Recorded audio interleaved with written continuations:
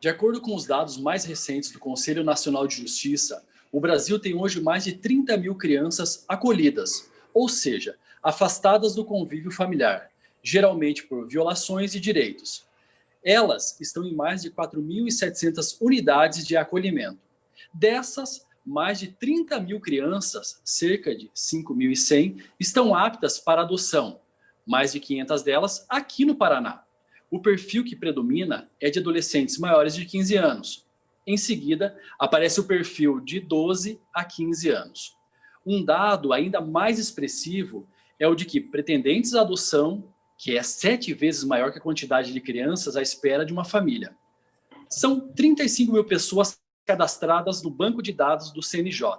Então, não há como fazer esse questionamento.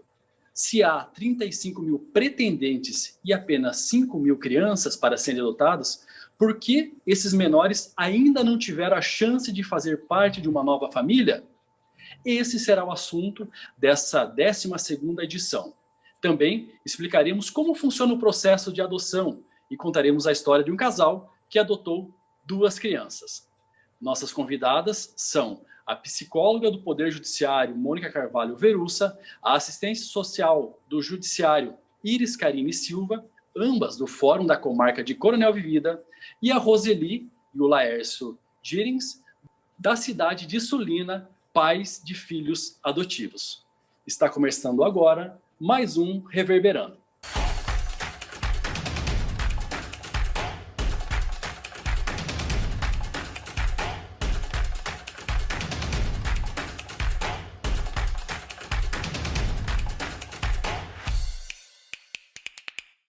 Olá, muito obrigado a vocês, muito obrigado a todos, muito obrigado, Mônica, muito obrigado a Iris Carine, obrigado ao casal Roseli e Laércio por aceitar o nosso convite e participar do Reverberando.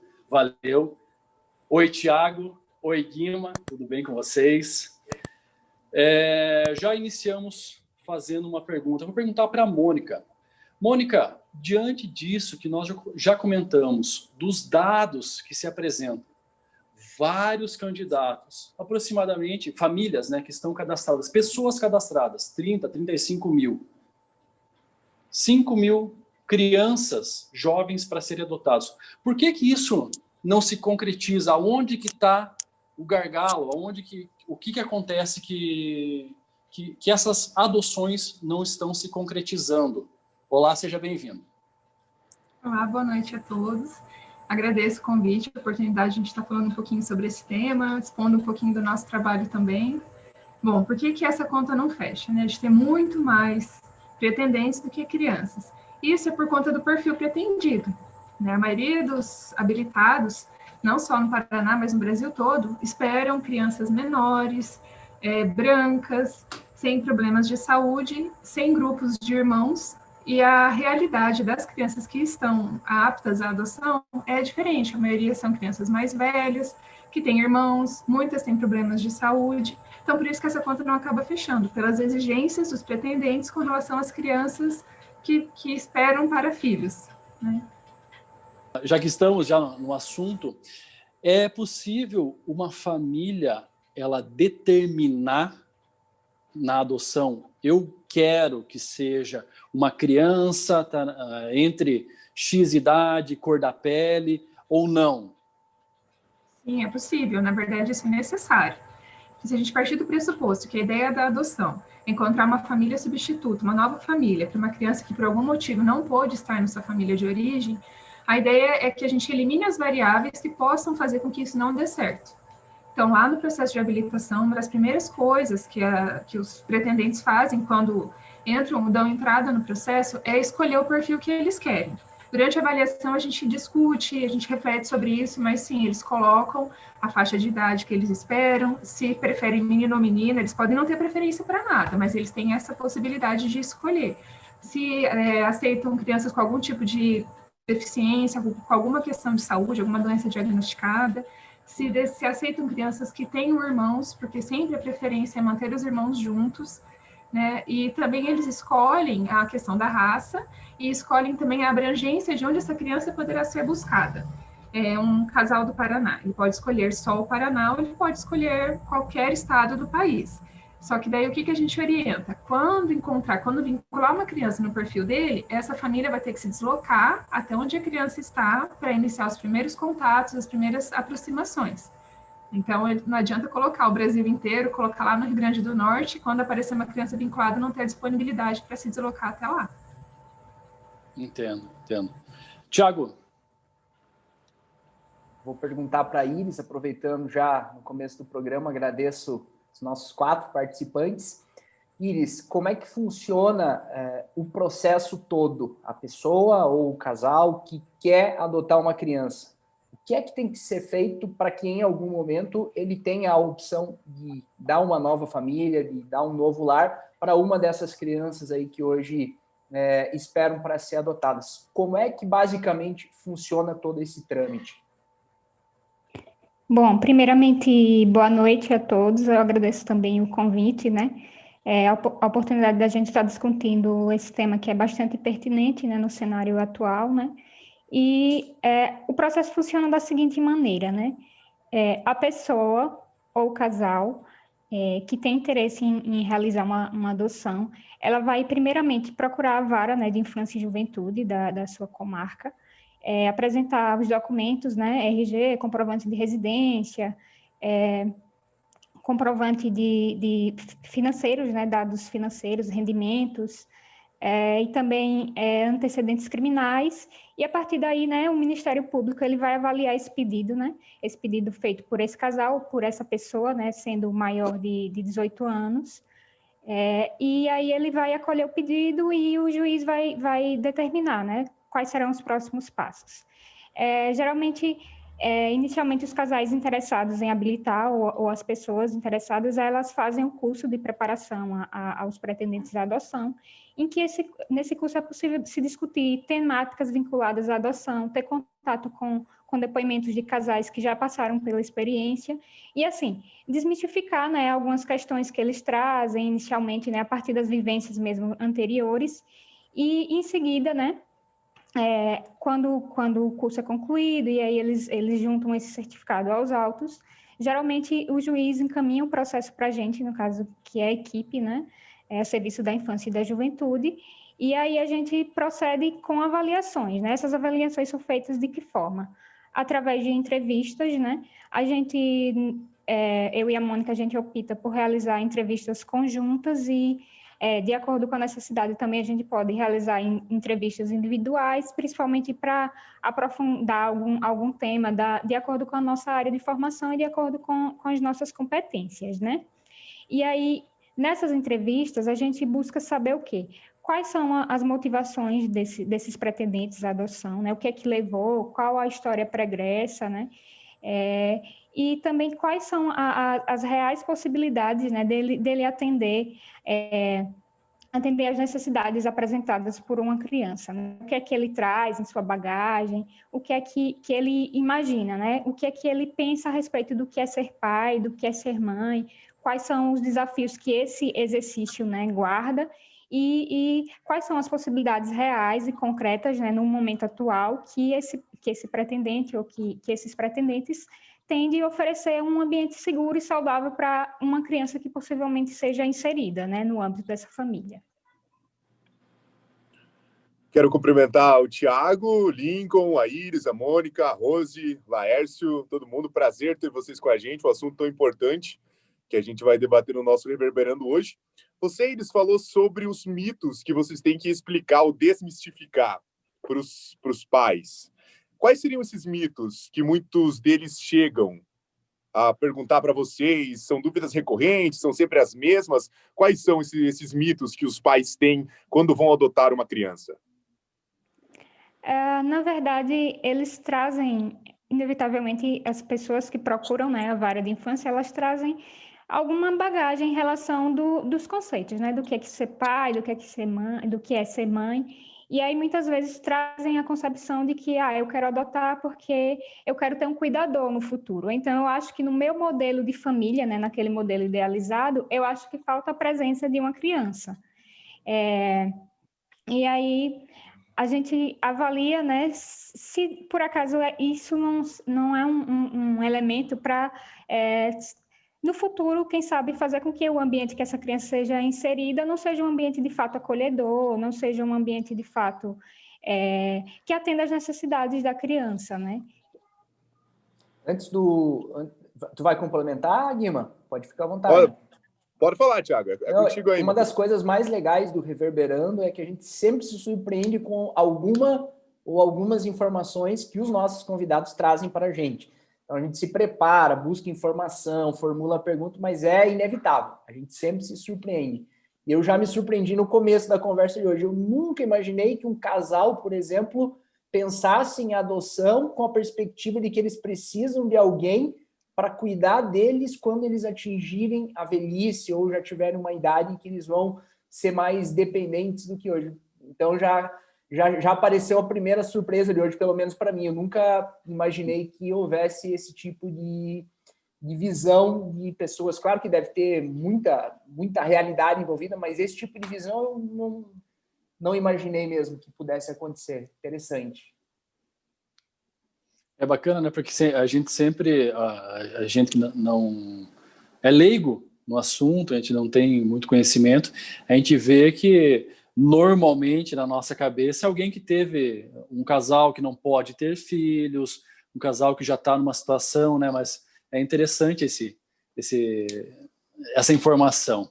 É aquela coisa típica de novela, né? Você vê nas novelas e filmes, né? Você fica nesse padrão aí, né, cara? E quando tem informação realmente que você sabe que realmente acontece, dá um choque, né? Você não, é uma coisa muito inesperada, muito nova.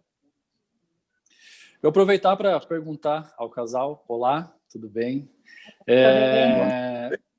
Boa noite. Por que adotar? Qual o motivo de vocês, então, que levaram a adotar 2 filhos? Boa noite a todo mundo que está presente aqui nessa roda de conversa.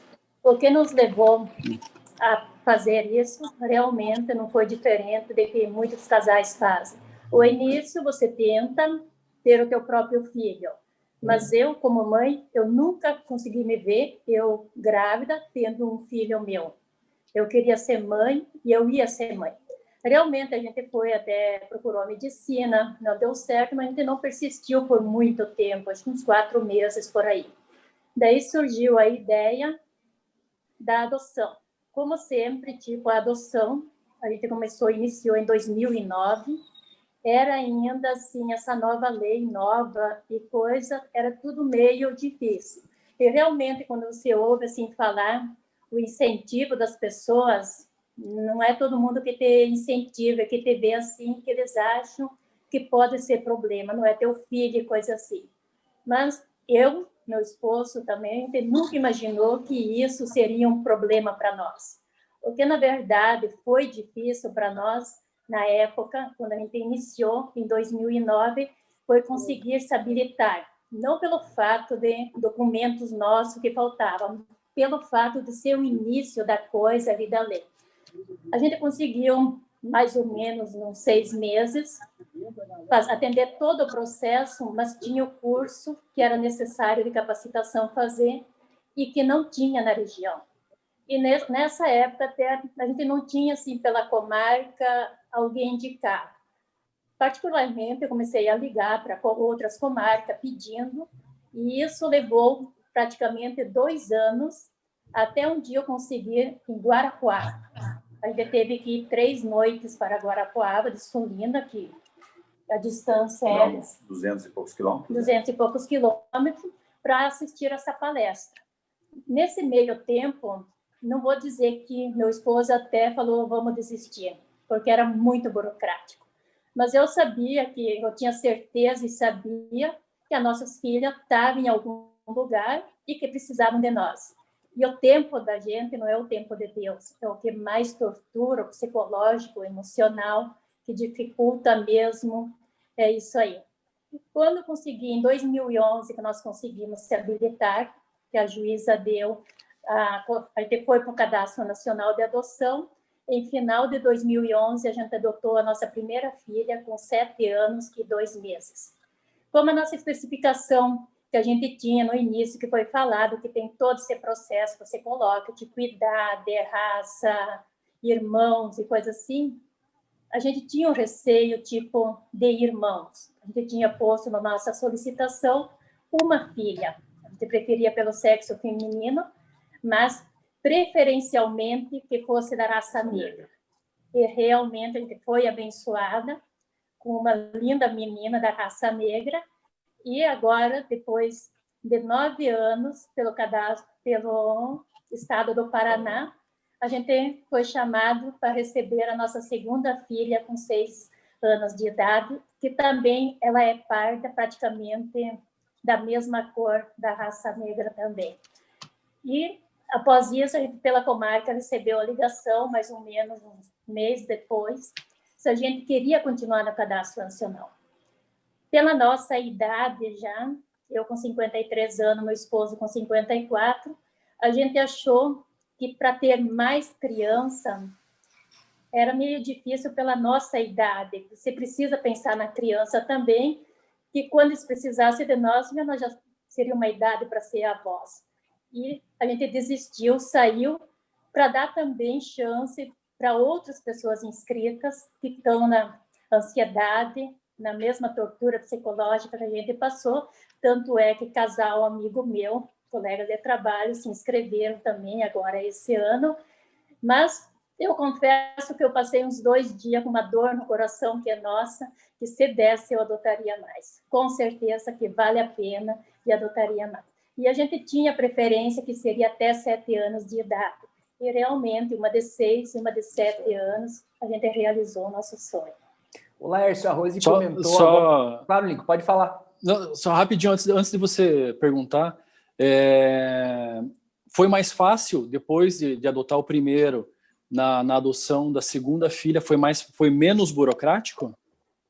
É que, na verdade, foi menos, porque a gente não esperava. A gente achou que é lento o processo, porque a fila é enorme e que era demorado. A gente não tinha esperança de conseguir uma segunda filha, mas estava feliz que tinha conseguido uma só, mas a intenção era mais pelo fato que nós, particularmente, achamos que filho único é difícil. E a nossa filha mais velha também sempre pedia por uma irmã. E para completar a família, e Deus realmente atendeu nossas orações, e a gente conseguiu a segunda filha, que está agora conosco, já faz 9 meses. A diferença, quando você pediu, tipo a primeira, nós fomos bem abençoados, que as nossas filhas realmente não foram filhas assim, com muitos problemas. Elas tiveram o início, mas a pequena ainda está no atendimento psicológico, assim. Elas são de personalidade forte pelo tempo, principalmente a primeira que viveu em abrigo, 4 anos.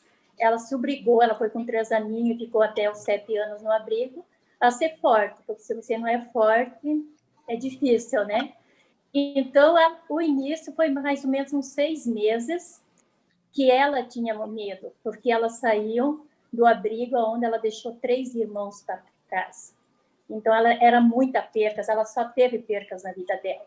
E era difícil ela chegar e confiar 2 pessoas estranhas, que ela tinha visto uma vez na frente, que ia dar certo, ia amar ela e ia ser os pais dela. Mas foi muito tranquila. Ela, no segundo dia, a gente chegou quase à noite em casa, no outro dia, ela me surpreendeu quando ela falou: ó, mãe, eu já me acostumei a me chamar de mãe, agora você precisa chamar de filha. Então, para mim, assim, foi um baque forte, na verdade. Você sonha, idealiza a coisa, mas de repente você se depara frente a uma criança de 7 anos e você pensa, e agora? Mas dá tudo certo, com certeza. Você aprende muito com elas aprendem com a gente. E hoje eu tenho certeza absoluta e posso garantir que não dá para acreditar que elas não sejam filhas legítimas nossas. Porque houve uma conexão, uma adaptação muito grande entre nós 4. Lércio, então, a decisão de adotar uma segunda criança veio depois da primeira adoção? Foi o fato de vocês terem adotado uma criança que fez com que vocês decidissem adotar mais uma? A gente estava cadastrado no Cadastro Nacional e quando veio a primeira filha, o Fórum A Comarca pediu à Vara da Infância se a gente queria permanecer no Cadastro Nacional. Mas a alegria, o sonho que você está realizando, porque não é um objeto, é um ser humano, é uma criança, não permitiu que a gente falasse não, uma basta. A gente permaneceu. Só que daí a gente permaneceu, mas muito feliz com a primeira e, na verdade, não tinha tanta esperança de poder ser abençoada com mais uma. Quando a gente recebeu a ligação, não teve como não falar no mesmo instante que sim, que nós queríamos ter mais uma. Porque as duas, assim, são muito tranquilas. A segunda, ela não dá para dizer, no momento que ela entrou na casa, a impressão que você teve que ela sempre foi dessa família, dessa casa. Ela própria mesmo, um dia me disse, mãe, agora estou entendendo toda a história. Eu era de vocês, eu nasci de vocês. Daí a outra família me pegou e não deu certo, e daí vocês me encontraram, vocês pegaram eu de volta. Então ela sentiu, eu acho que tem um Deus, um ser superior, que te prepara e que o que é teu está guardado, é teu. E realmente delas a gente não tem o que reclamar. Não, a gente leva a vida normal, tem os atritos, porque são 4 pessoas de sangue diferente, pensamentos diferentes, e que não se concorda, às vezes dá seu atrito. Entre as irmãs, às vezes dá uma briguinha de irmã. Mas isso aconteceria de qualquer jeito, né, Rose? De qualquer forma isso aconteceria. Então, tá tudo perfeito. Perfeito. Eu gostaria de saber da Rose, vocês, então, no total do tempo do processo, desde o início, que vocês entraram na fila, foram atrás dos documentos, até conseguir a primeira criança, foram 2 anos, é isso? Foi 2 anos, isso. O que demorou na época, mas hoje a habilitação está saindo rápida, não está mais sendo assim, tão demorado assim. Mas as crianças, as meninas, deu 9 anos de diferença uma com a outra. Agora a mais velha está com 16 anos e a mais nova está com 7. Eu queria pedir para a Mônica se, então, agora, como o processo ele corre mais rápido, eu acredito, o tempo até adotar uma criança, ele é menor, Mônica? Ou depende muito das características que o pai quer? Tem tudo isso que pesa, né?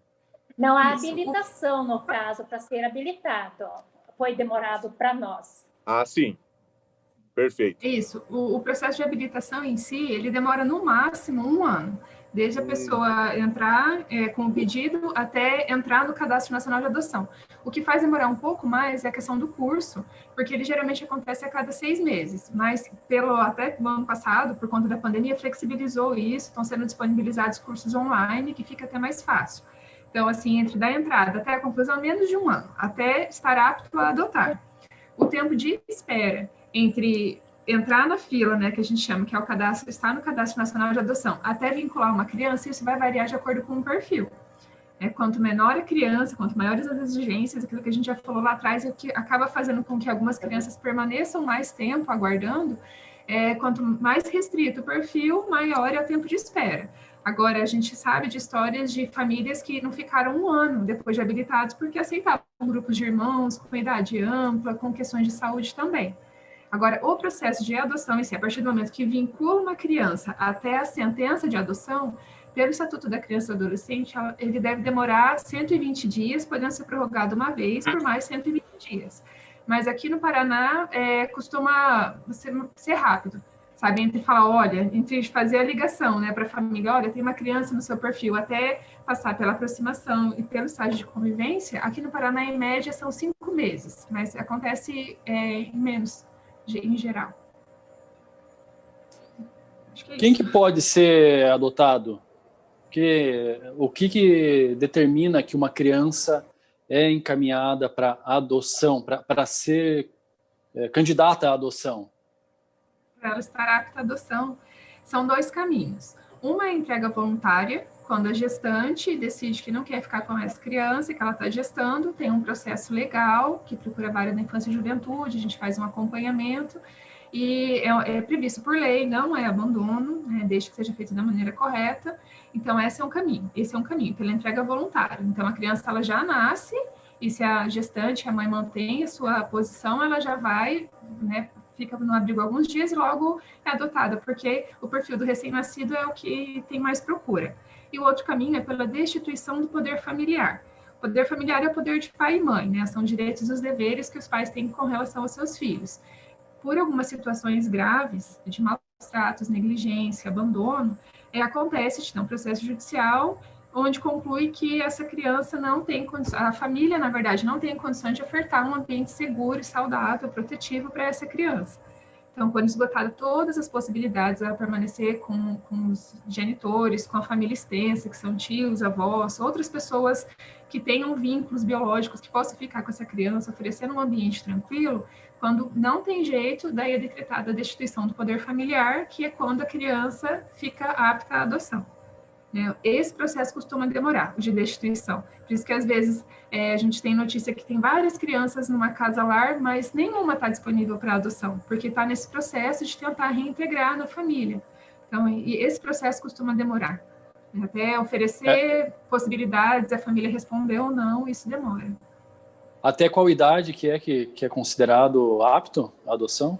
Não, a criança até 18 anos ela pode ser adotada. Até 18 anos. Antes de completar 18 anos, né? Completou 18 anos, aí ela já tem maioridade civil, né? Mas até 17 anos, né? 18 incompleto, ela pode ser adotada. Então não tem isso que eu queria pedir. E depois dos 18 anos, o que acontece com essa criança, se ela não for adotada? Quando o adolescente vai se aproximando dos 18 anos, é feito, antes disso, né, é feito um trabalho visando a autonomia dele, a inserção no mercado de trabalho, de modo que ele consiga seguir a vida dele, né, com suporte, né, do Estado, no sentido disso, da escolaridade, do encaminhamento para o mercado de trabalho, mas a partir dos 18 anos, daí ele tem que ser inserido nas questões do mundo adulto mesmo. De preferência, se tiver alguma rede de apoio, alguém que consiga, né, também de alguma forma dar um suporte para ele. Mas daí é quando ele completa 18 anos, ele sai do abrigo? Sim, aí ele deixa o abrigo, né? Ele deixa? Sim. Mas daí ele não fica desamparado, sem ter onde ir? Então, sim, na verdade, antes dela completar 18 anos, é feito um trabalho de autonomia, né, para ela conseguir ingressar no mercado de trabalho, conseguir se manter, garantir a sua escolaridade também.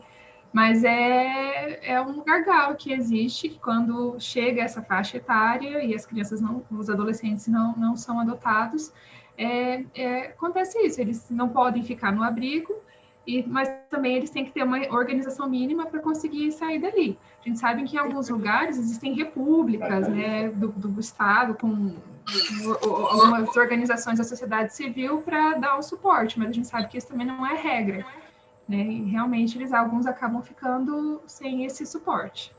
Oi, Iris, especificamente sobre o trabalho que vocês fazem aí, você e a Mônica, vocês costumam obter sucesso nesse processo de reintegrar o menor para o convívio familiar, reintegrar ele ao convívio familiar? Vocês costumam alcançar esse objetivo? E aí, nessas circunstâncias, a adoção, muitas vezes, ela não tem nem a mínima chance de ocorrer, porque o menor pôde voltar para o seu ambiente de família? Porque, assim, na verdade, o ECA é bem claro, né, quando ele aponta que pobreza e ausência de condições materiais não é um ponto para se chegar à destituição do poder familiar, né? E, para isso, existe o Estado, né? O Estado que tem que intervir e atuar, né, através do suporte das políticas sociais, né, seja benefícios assistenciais, inclusão produtiva, enfim, o Estado é que tem que intervir nessa questão, entendeu? E aí, quando se identifica que é possível que o Estado atue e essa família consiga ter autonomia e consiga alterar as condições que levaram à destituição do poder familiar, é possível que essa criança retorne a conviver com o seu núcleo, né? A gente tem 1 ano e pouco, 1 ano e meio, né, Mônica? 1 ano e meio de experiência no judiciário, então não temos informações específicas da nossa atuação a longo prazo, né? De crianças que passaram por esse processo de destituição, que retornaram para a família de origem e que pode-se avaliar que está ocorrendo tudo bem, da forma adequada, né? A gente já atuou em alguns processos de destituição do poder familiar, né? E teve esse processo de insistência na família biológica, mas em virtude dessas questões, de que mesmo com o suporte do Estado, essas famílias não puderam oferecer para essas crianças um ambiente saudável, o caminho foi a destituição do poder familiar, realmente. Já aconteceu algum caso de vocês, e aí tanto faz a pergunta para a Iris ou para a Mônica, de vocês conseguirem fazer essa reintegração à família, mas no fundo vocês ficarem com a sensação de que o melhor para aquele menor era a adoção? Teve algum caso desse tipo ou com alguma particularidade assim? Assim, é importante a gente colocar que enquanto a criança está lá no acolhimento, a rede de proteção, né, o conselho tutelar, a equipe de saúde, a equipe da assistência social, os CREAS, principalmente, os CRAS, eles fazem um trabalho intenso com essas famílias, né, porque quando é identificado lá, quando são identificados os motivos que levaram ao acolhimento, a rede de proteção faz um trabalho intenso, tentando com que essas crianças voltem para a família, né? Nós já tivemos, na nossa curta experiência, né, nós já tivemos casos que teve sucesso, que a criança voltou para casa e tudo bem, mas teve casos que ainda, na verdade, porque nós atendemos 6 comarcas, tem que as crianças ainda estão lá, porque a família ainda não demonstrou a mudança que é necessária para ofertar um ambiente tranquilo. E sobre essa questão de ficar com insegurança ou de ficar na dúvida, o nosso trabalho é sempre, tanto o nosso como da equipe local, é sempre para garantir o melhor para a criança. Então, se a gente tem dúvida, se a gente acha que aquela decisão não vai ser a mais acertada para a criança ou para o adolescente, ela não é tomada. É preferível, embora o acolhimento não seja o melhor local para ela permanecer, a gente prefere que ela fique um tempo a mais no abrigo até que a gente tenha certeza, ou mais garantias, porque certeza a gente nunca vai ter, né? Pelo menos que a gente tenha mais condições de ficar tranquilo dessa criança voltar para a casa dela. Porque o nosso objetivo de sistema de justiça, da rede de proteção, não é com que as crianças saiam de suas casas, de suas famílias de origem, mas também não adianta a gente forçar a permanência delas nesse lugar por conta de um vínculo que às vezes é só biológico. Às vezes as pessoas não querem que elas estejam ali, não estão dando conta, não estão afetivamente garantindo o mínimo necessário. Então não adianta forçar uma relação somente pelo vínculo biológico. Até mesmo porque a adoção está aí para mostrar que o vínculo biológico, diante de toda a possibilidade, ele é mínimo, né? É muito mais importante o vínculo afetivo que é construído, as adaptações que podem acontecer, do que garantir só porque tem o mesmo sangue, né? Isso é o que menos importa numa relação segura, de proteção, de afetividade. Pessoas... ficou bem claro que como se desenrola o processo da família ficar, ou ela ser considerada habilitada a adotar. Mas pessoas solteiras podem adotar? E como isso se dá? Sim, o único critério para adoção, são 2 critérios para uma pessoa se habilitar à adoção. Essa é maior de 18 anos, e a diferença entre o pretendente e a criança que vai ser adotada tem que ser no mínimo de 16 anos. Essas são as 2 exigências. Questão financeira, estado civil, orientação sexual, nada mais interfere, né? Tendo essa prerrogativa, lógico, passando pelo processo, entregando a documentação, seguindo todas as etapas, mas a questão da pessoa ser solteira, divorciada, ser um casal homoafetivo, ser um casal hétero, nada é impedimento ou facilidade, né? O fato de ser um casal, uma pessoa solteira, ela não vai ter preferência por essas condições. Sim. O Cadastro Nacional de Adoção, a fila, como comumente é chamado, ela acontece por ordem cronológica da sentença de habilitação. Então, é por ordem de chegada, né? Daí, quando a gente vai procurar uma família para uma criança, a gente pode fazer o filtro local, que é na própria comarca, o filtro estadual ou o filtro nacional. Então, sempre quando não tem nenhum impedimento da criança permanecer na comarca, a gente sempre vai priorizar os casais de perto para longe. né? Às vezes acontece de um casal daqui adotar uma criança de fora porque, por algum motivo, ou não encontrou lá naquela região pretendentes para aquela criança, ou porque teve impedimento. Às vezes o processo de destituição familiar foi muito conturbado e talvez a criança permanecer naquela comarca não ofereça segurança para ela, para os adotantes, ou não garanta o sigilo de todo o processo.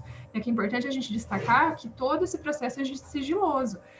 A família de origem, ela não vai saber quem que está adotando a criança. Os adotantes também, às vezes, recebem informações mínimas, como a cidade que mora, mas não sabe quem que é, não sabe detalhes da situação. Tudo isso é muito sigiloso, o processo. Deixa eu perguntar para o casal. Não tem custo para adoção, mas vocês, obviamente, tiveram que destinar um valor ou se preparar financeiramente para isso. Na verdade, você tem, porque a criança, ela vem, automaticamente você vai fazer, é natural da família, já dos pais, um enxoval, tipo se fosse você estar grávida e a criança for nascer. Eu acredito que 99% dos casais fazem isso, sim. Quanto custo para adoção? Não se tem. Ele tem de você se deslocar e coisa assim, no normal da coisa. É só realmente o que você vai propor para a criança.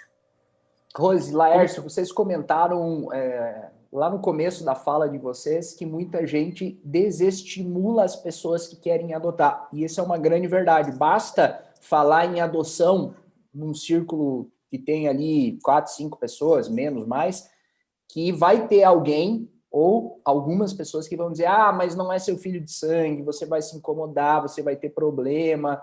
Enfim, é bastante comum.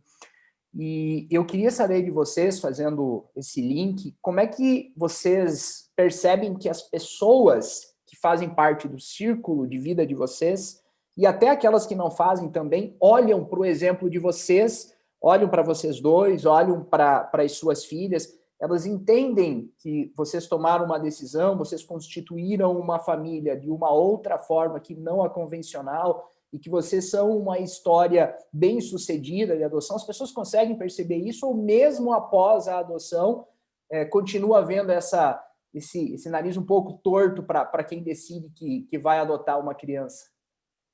Não, na verdade, o que foi assim diferente um pouco foi na primeira filha, há 9 anos atrás, pelo fato de Sulina ser um lugar de praticamente origem alemã, pessoas claras e coisa assim.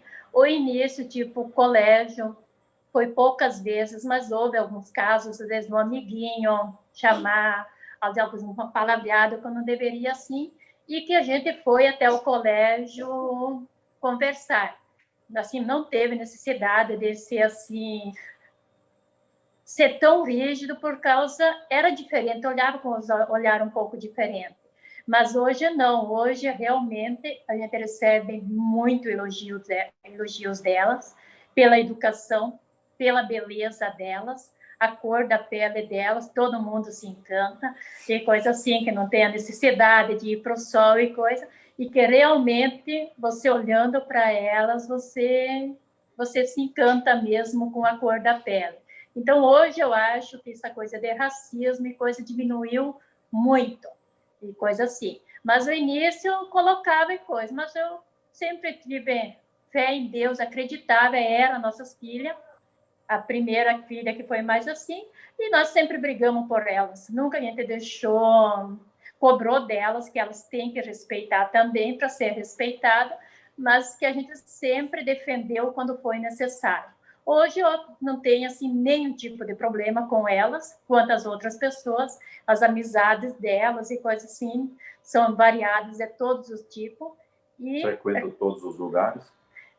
Assim, a gente sente orgulho e realmente recebe muito elogio, porque na verdade eu não acredito que eu tenha passado um dia que alguém não tenha falado: as filhas de vocês são muito lindas, de parabéns e coisa assim. Então é uma coisa que todos os pais se orgulham, não pelo fato, não é a beleza externa que você conta, é a beleza interna que elas têm. Elas têm uma beleza interna muito bonita mesmo, E o que faz toda a diferença nelas, realmente, eu acho que seja isso também. Eu não sei o que o pai tem para colocar, que só eu tenho falado, mas eu me orgulho muito e eu só tenho a agradecer e sempre falo para elas, se tem uma coisa que eu agradeço todo dia, graças a Deus que eu nunca engravidei, porque se eu tivesse engravidado, eu não teria elas. E elas são tudo para nós, para toda a nossa família, que todas elas, ambos os lados, acolheram elas muito bem. Laércio, como é que você resume essa experiência pela qual vocês passaram, hein, Laércio? O que você pode falar, assim, em algumas palavras de tudo que vocês viveram? O que a gente pode falar é a gratidão que a gente tem por ter essas duas filhas. Porque sem elas, a gente não seria ninguém também.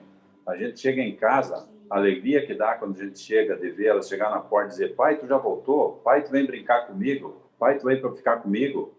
Agora a mais grande já trabalha comigo, a gente está mais junto, né? E a pequenininha, o que ela mais pede é para brincar. Então, o orgulho que a gente tem de chegar em casa e brincar e ficar com elas é muito grande.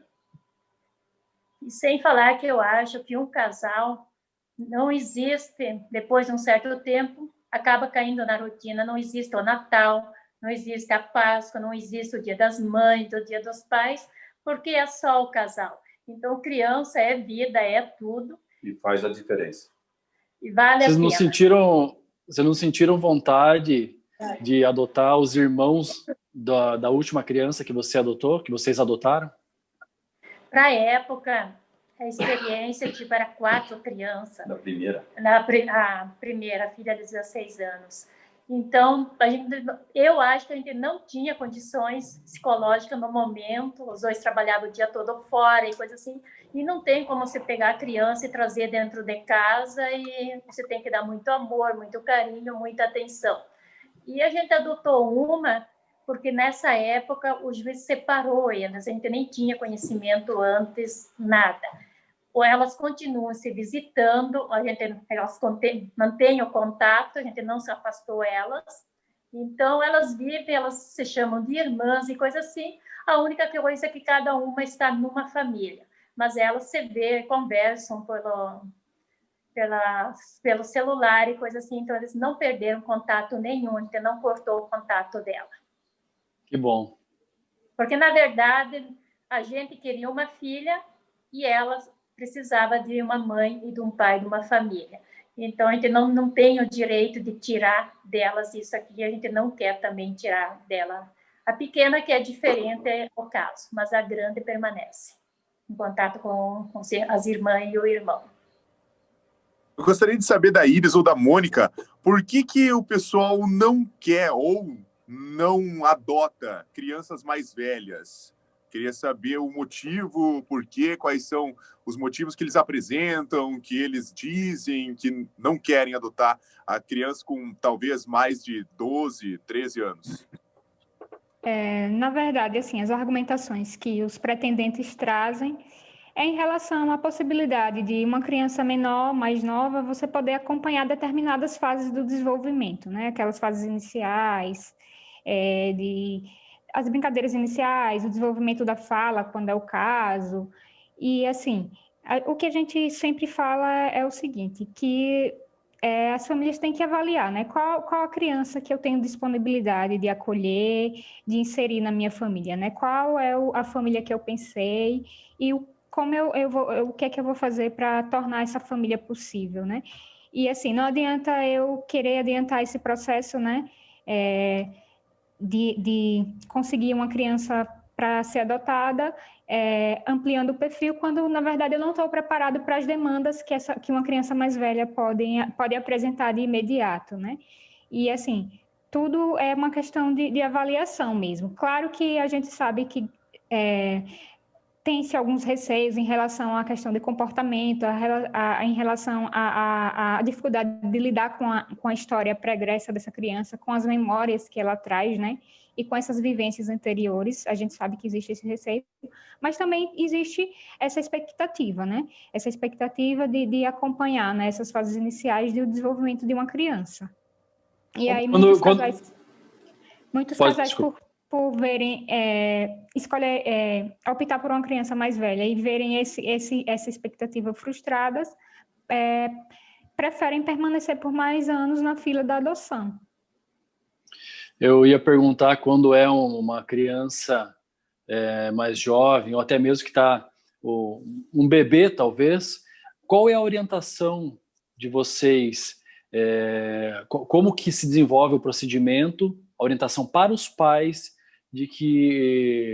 para eles contarem para a criança que ela é adotada, que ele é um filho adotivo? Como que vocês orientam os pais nisso? A gente sabe que existem, né, muitos receios com relação a isso. São os mitos, né? Até essa questão que a gente estava falando antes, essa resistência com relação às crianças mais velhas, aos adolescentes, faz parte também dos mitos. Tanto que, por ter essa história pregressa, podem ser revoltados, podem ter problemas psicológicos, são crianças traumatizadas, né? Isso são mitos que existem, e tanto essa questão também de, descobriu que veio pela adoção, vai se revoltar, vai querer procurar a família de origem, vai me abandonar.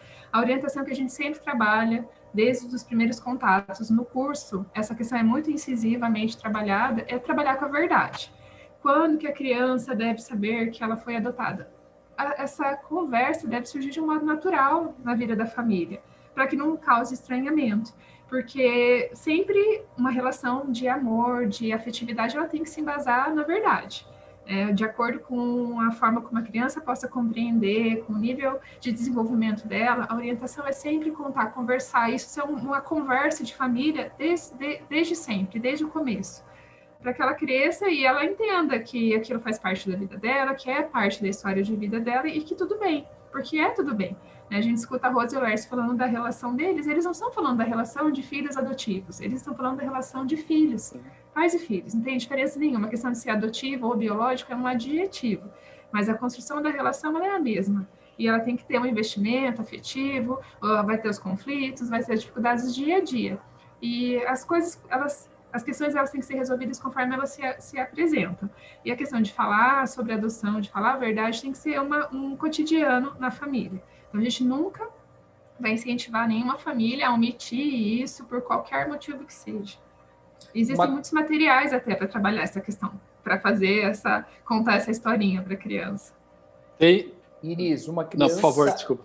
Iris, uma criança adotada pode ser devolvida por quem a adotou? E caso sim, sob que circunstância isso é possível? Então, a adoção é irreversível, não é? Não é possível devolver uma criança. A gente sabe que existem situações que muitas vezes essa motivação, esse projeto adotivo, ele não foi muito bem elaborado pelo casal, e assim como é possível também que tenha existido falhas, né, no processo de avaliação e de acompanhamento a esse casal, né, que optou pela adoção, e que eles chegam em um momento que, quando surge algum conflito, que tentam devolver a criança. Mas aí, nesse caso, não é devolução, né, seria abandono, né, já que é um instituto irreversível. Uma experiência que a gente teve acesso no âmbito da nossa atuação no judiciário foi um pouco disso, né? Chegou um momento que a adolescente apresentou certos conflitos e aí a família pretendia não mais ficar com aquela adolescente, só que o momento a intervenção da rede se deu no sentido de quê? De tentar fortalecer essa família, né? Tentar, de verdade, resgatar esse vínculo familiar de forma que essa adolescente voltasse a conviver com a sua família, né? E, assim, a gente não teve mais informações do que está acontecendo, porque foi uma história mais recente, mas, assim, o que acontece é o seguinte, a adoção é irreversível e fora disso é o abandono, né? Claro que os casais, no âmbito do estágio de convivência, né, quando ainda não foi proferida a sentença da adoção, é possível que eles avaliem a partir dessa convivência e cheguem à conclusão de que não é possível adotar aquela criança, mas isso antes de sair a sentença. Após a sentença, não seria devolução, entendeu? Uhum. A questão do abandono, eu fiquei lembrando de antigamente aquelas situações que aconteciam, do abandono mesmo, do bebê ser deixado na porta da casa, dentro de um cesto e tudo. A rosa ainda acontece, né? Sim. São essas questões que a gente tenta evitar com a entrega voluntária. né? E daí não é o abandono, né? Nessa prática, caso uma família tenha uma situação como essa, qual que é o procedimento inicial ali para, se eles quiserem adotar? Não, olha, deixaram aqui, acionei as autoridades competentes, mas eu quero adotar essa criança. Só pode adotar quem está habilitado, quem passou pelo processo, quem está lá no Cadastro Nacional de Adoção. Se deixarem uma criança na porta da sua casa, por mais que você queira, o caminho correto é entregar a criança para o Conselho Tutelar, né, para tomar as medidas cabíveis, e você pode até querer adotar, mas aí você vai passar pelo processo e adotar a criança que estiver lá disponível quando for o seu momento. Então, com certeza, vai ter nesse momento uma família apta a adotar essa criança. A gente vê muito na televisão, quando aparecem crianças que são abandonadas, são encontradas, a pessoa que resgatou, né, quer ficar, às vezes Sim. até a equipe ali do hospital fala, não, a gente quer adotar, mas tem o procedimento legal que não tem como ser burlado, né, assim, e daí existem outras formas, mas é na ilegalidade. A adoção mesmo é só por esse caminho que a gente está falando, da habilitação, da espera, é um processo demorado, é um processo lento, mas é o que vai trazer segurança, porque amanhã ou depois a pessoa que deixou essa criança lá na sua porta pode querê-la de volta, pode te chantagear, N situações podem acontecer se a coisa não for feita dentro da legalidade. Legal. Tiago? Gostaria de perguntar, mas... Não, eu encerrei as minhas perguntas, mas bem, já que você me deu mais um instante de palavra, rapidamente para a Mônica ou para a Iris, para aquela que quiser responder, com a experiência que vocês têm, com o que vocês veem no dia a dia, alguma coisa poderia mudar nesse processo que está estabelecido hoje para adoção? Algum ponto, algum processo, algum procedimento, alguma coisa que poderia mudar para melhor? Olha, pela experiência... pode falar, Iris. Na verdade, eu não sei se especificamente do processo, né? Porque existe um apelo popular para que se diminua o prazo, né, para habilitação para adoção, para a destituição do poder familiar. Só que eu acho que, profissionalmente analisando, talvez essa também seja uma concepção da Mônica, esse é o prazo necessário para que a gente consiga fazer adoções seguras, né? E consiga também garantir o melhor interesse da criança, né? Se o melhor interesse da criança, no caso, especificamente for ficar com a família biológica ou com a família extensa, com os familiares, a gente vai empreender esforços para que isso seja possível, né? Resguardando aquilo, né? A questão da inserção nas políticas sociais, dando condições para que essa família assuma as tarefas protetivas. Mas aí, se não for o caso dela ficar na família biológica, também se recorre à adoção enquanto uma outra alternativa, né? E é isso. Eu acho que uma questão que a gente tem que pensar mesmo acerca desse procedimento da adoção, na verdade, é o pós, né? Aquela questão do o que serão feitos desses adolescentes após os 18 anos, né? Que são acolhidos. E aí, uma crítica que a gente tem que fazer mesmo à estrutura do Estado, né? E a ausência de políticas sociais direcionadas a esse público. E também lembrar que a questão do direito à convivência familiar não é só uma responsabilidade do Estado, né? Mas do Estado em conjunto com a sociedade, né? O que a sociedade, em conjunto com o Estado, pode fazer de alternativas para permitir que essas crianças e esses adolescentes convivam em família ou tenham ao menos um suporte de uma pessoa de confiança, construa vínculos afetivos, né? Porque, na verdade, a família é o lugar, né, de desenvolvimento dos sujeitos. A colocação que eu ia fazer nesse sentido, porque tem que ser garantido. Não adianta a gente querer acelerar o processo de destituição, tirar a possibilidade dessa família permanecer dessa criança permanecer na sua família de origem em favor da adoção. Também não é essa a intenção. A gente quer, sim, que as pessoas que estão lá esperando tenham seus filhos, que as crianças que estão no abrigo, elas consigam uma colocação numa família, mas ainda a família, quando a família biológica é uma possibilidade, ela tem que ser extinta todas as possibilidades, né, antes que ela seja colocada numa família substituta. E tem-se ainda a ideia que as crianças ficam anos e anos lá no acolhimento, que as instituições estão cheias de crianças para adoção e a adoção não acontece enquanto tem pessoas esperando. Mas, na verdade, praticamente todas as crianças que estão lá, elas não estão aptas à adoção. Elas ainda estão nesse processo de reinserção. A partir do momento que tem a sentença que fala, que tem a informação, olha, aquela criança está apta à adoção, até a gente vincular uma família é muito rápido. Até o estágio de aproximação, a etapa de aproximação, o estágio de convivência e a adoção em si é um processo rápido. O problema é o caminho que chega até lá, mas também é tudo feito com cautela. Não adianta a gente querer acelerar e, de uma certa forma, prejudicar a criança também, né? Tirar a chance de uma possibilidade de retornar para sua família de origem.